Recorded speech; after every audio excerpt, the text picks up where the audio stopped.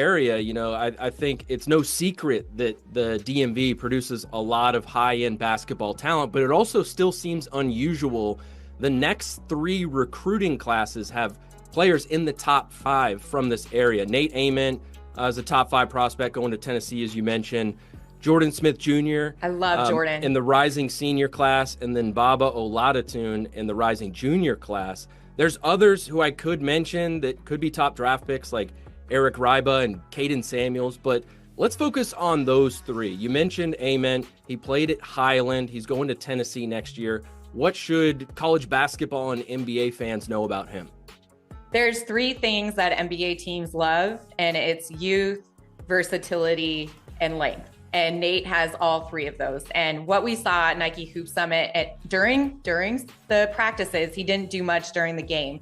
But what he did at practice in front of countless GMs, in front of all of the NBA scouts, was show that versatility and what he can do with the ball in his hands, not just off the block, not just in the mid-range game, but actually be a primary ball handler in the pick and roll. He's a pick and pop dream.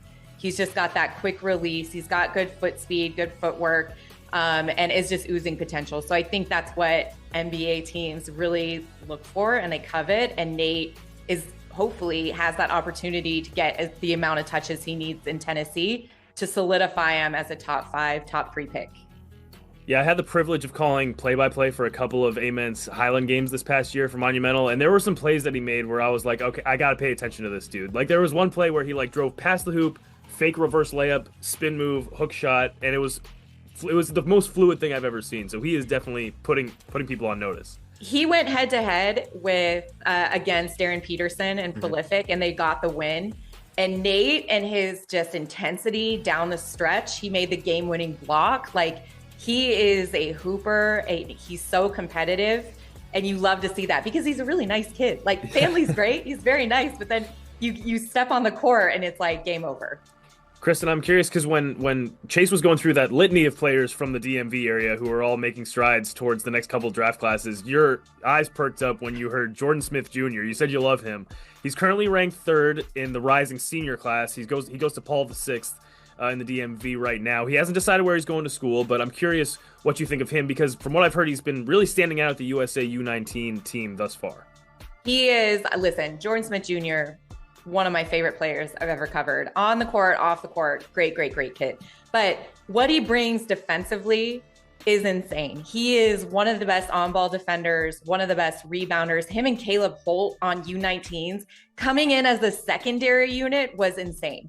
The 2 of them lock down defense, and then you sub in Brandon McCoy, who is just a scoring machine. Again, defensive mentality. It's so much fun. But that all starts with Jordan Smith. And he's got what I call go-go gadget arms. His wingspan is just ridiculous. I want to say he's 6'2" with maybe, I don't know, a 6'9" wingspan. His arms just go for days. And, you talk about him being a bully guard and being able to get downhill whenever he wants, but he's also kind of established himself more as a perimeter shooter and working on his game, on and off the dribble. So I love when I can see players especially make that jump offensively when they're just known for one specific thing.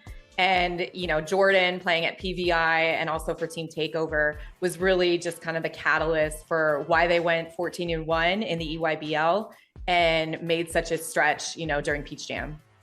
Yeah, definitely a name to remember. I was a sideline reporter for a PVI game this year, and I interviewed Jordan Smith Jr., and I also talked to Trevor Keels, who, of course, is an alum of Paul VI. And he said they work out in the offseason, and Smitty, as he calls him, beats him to the gym basically every day. So that guy, he's got everything that you would want, and I think we're going to see him at the NBA level. The next player we want to talk about is the highest ranked of all of them, Baba Olatunji, number 1 prospect in the rising junior class. He's from Silver Spring, and he apparently looked great at the Peach Jam while playing up an age level. What do you think about him at this point? I know it's early. He's a few years away from even playing in college, but what should we know about him?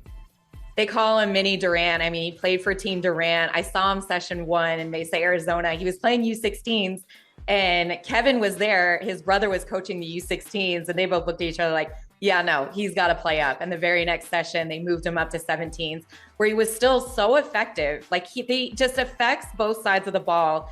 And he's still so young. I mean, what is he? 6'9", 6'10", great height, great athleticism, moves extremely well for his size. And that's why you get the Kevin Durant comparisons. There have been rumblings, especially at Peach Jam, that he could potentially reclassify up. So he would be in the incoming senior class. I don't know, what that entails at all, but he's ready. I mean, he showed it. He belongs at the 17U level. But yeah, right now, as it stands, he's the number one player in the 27 class. And he's had that mark since his freshman year. When he first saw him emerge at, I think it was the USA Basketball October training camp is the first time I saw him as a freshman. Well, let me ask you a quick follow-up there. You mentioned he might reclassify. That's obviously par for the course nowadays. And it seems to be that NIL has really influenced that trend. What have you seen in terms of NIL kind of changing the amateur basketball levels and what it means for evaluating NBA draft prospects? It's changed everything. And that specifically, if you're looking at a draft class, yes, next year's draft class, the 26 class. So that's AJ, Darren, Cam. That's going to be a monster class. Then the 27 class drops off significantly. So if you're Baba and you know that you can be the number 1, number 2, number 3 pick behind Tyron Stokes or Brandon McCoy or whoever, then you jump at that opportunity. And that's the same reason why we're seeing Tyron Stokes decide to stay in his true draft class, which there was conversation when he took those visits to Kentucky and Kansas that he was going to try to reclass up. But then you look at it and he's like, no, that means I would be in this draft class. I'm not guaranteed 1, 2, or 3. I could fall to 6 or 7.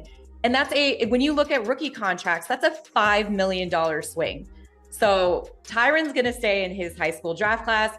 Baba could elect to reclass up to be able to, get to the NBA sooner. But when you look at NIL and what it's done, not only for college or high school, I mean, it's changed everything. Like these players, these kids are now becoming professionals much earlier and earlier. I mean, AJ DiBonsa had major sponsorships as a high school senior with Nike and with Red Bull. And that's continuing on at BYU. So just the responsibilities, just being able to balance everything, but it's making these kids professionals earlier.